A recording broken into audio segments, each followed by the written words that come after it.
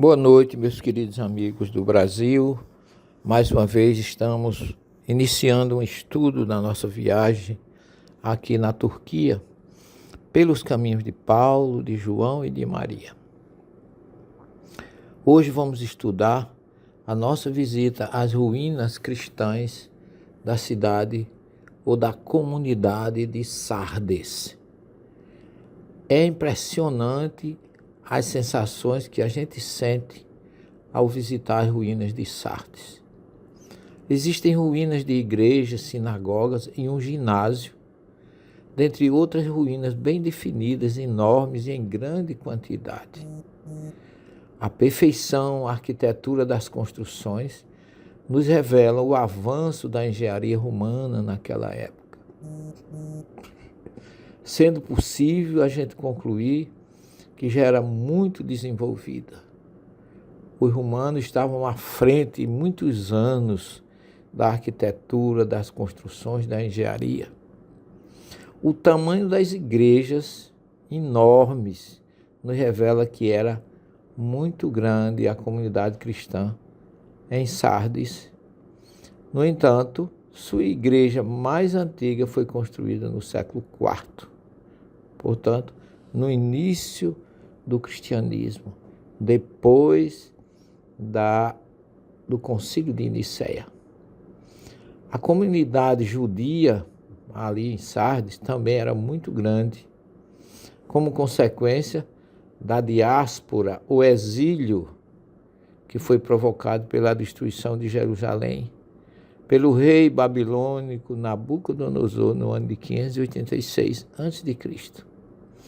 Os historiadores nos informam que depois destes acontecimentos, muitos judeus refugiados de Jerusalém foram encaminhados ou foram buscar abrigo na comunidade ou naquela cidade de Sardes.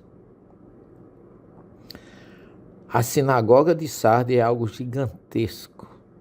Até hoje, a maior que se conhece nas descobertas arqueológicas. É impressionante, meus queridos irmãos. No início era apenas uma basílica civil construída entre a rua principal e o ginásio, até converter-se em sinagogas nos anos 150 a 220 depois de Cristo. Suas grandes dimensões e rica decoração, azulejos escritos com nomes de judeus, indicam a grande importância que a comunidade possuía naquela região e naquela cidade. Ainda hoje é importante para a história arqueológica da cidade e a comunidade de Sardes é o seu majestoso ginásio, devido à sua imponente construção que ainda resiste ao tempo e apresenta em suas paredes inscrições gregas maravilhosas. Ficamos todos muito impressionados. Como é que uma comunidade chegou a ter um apogeu, uma riqueza tão grande? Mas Sardes fica entre montanhas. Segundo a história, ela era inexpugnável pela sua grandiosa proteção, muito cercada de muralhas e muito cheias de guardas e tudo mais que possa acontecer. Mas mesmo assim não deixou de ser invadida por Ciro, rei dos persas. Eu vou ler o texto da comunidade e depois a gente melhora e esclarece um pouco essa carta que Jesus mandou através de João. Ao anjo da comunidade que está em Sardes, escreve João. Assim diz aquele que tem os 7 Espíritos de Deus e as 7 estrelas. Conheço tua conduta, tens fama, nome de estar vivo, mas estás morto. Torna-te vigilante e consolida o restante que estava para morrer, pois não achei perfeita a tua conduta diante do meu Deus. Lembra-te, portanto, de como recebeste e ouviste, observa e converte-te. Caso não vigies, virei como um ladrão sem que saiba em que hora venham te surpreender. Em Sardes, contudo, há algumas pessoas que não sujaram as vestes. Elas andarão comigo vestidas de branco, pois são dignas. O vencedor se trajará com vestes brancas, e eu jamais apagarei no seu nome do livro da vida. Proclamarei o seu nome diante do meu Pai e diante dos anjos. Quem tem ouvidos, ouça ao Espírito o que diz às igrejas. Essa carta está em Apocalipse, capítulo 3, versículo de 1 a 6. Essa mensagem de João, aqui vai o nosso comentário. A comunidade de Sardes começa apresentando Jesus como que possui 7 Espíritos de Deus e 7 estrelas. Os 7 Espíritos simbolizam o Espírito de Deus, enquanto as 7 estrelas representam os anjos ou espíritos protetores das 7 comunidades, como está lá na primeira visão de João, que ele diz que viu alguém como filho de homem,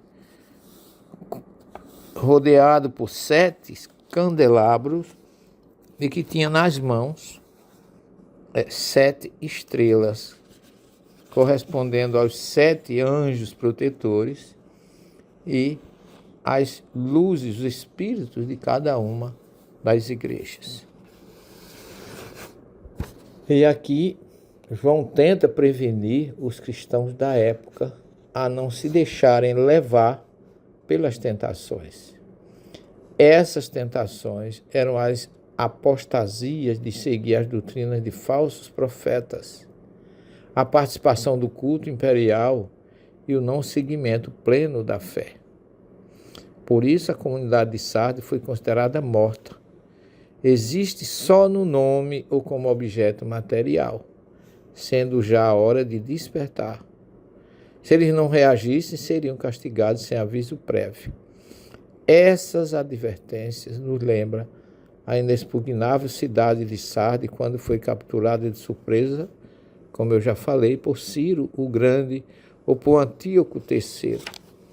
O castigo aconteceu à noite, enquanto os cidadãos dormiam, sem haver suspeita de que havia chegado a hora do castigo.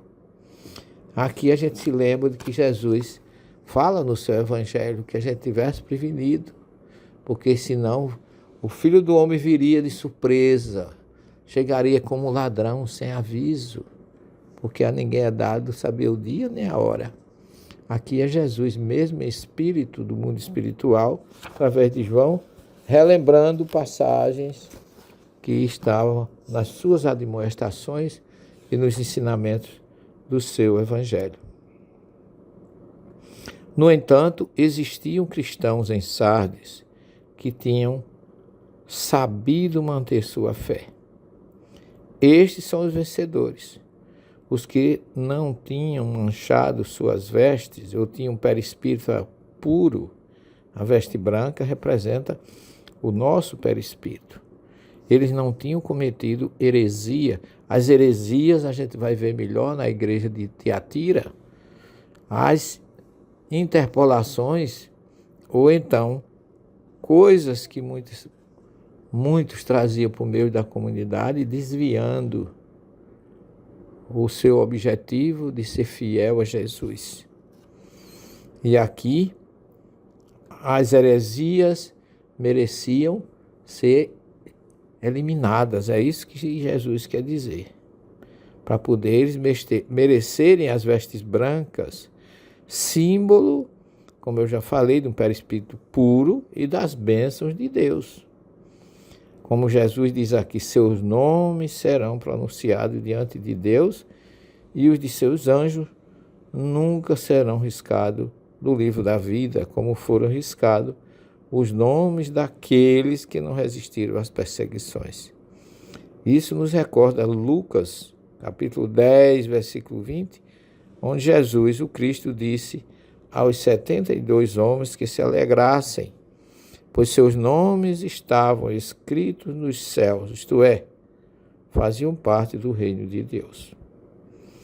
Esta metáfora usada aqui por Jesus Aparece também no livro de Daniel, no capítulo 12, versículo 1, que diz: aqueles cujos nomes estão escritos nos céus não serão castigados.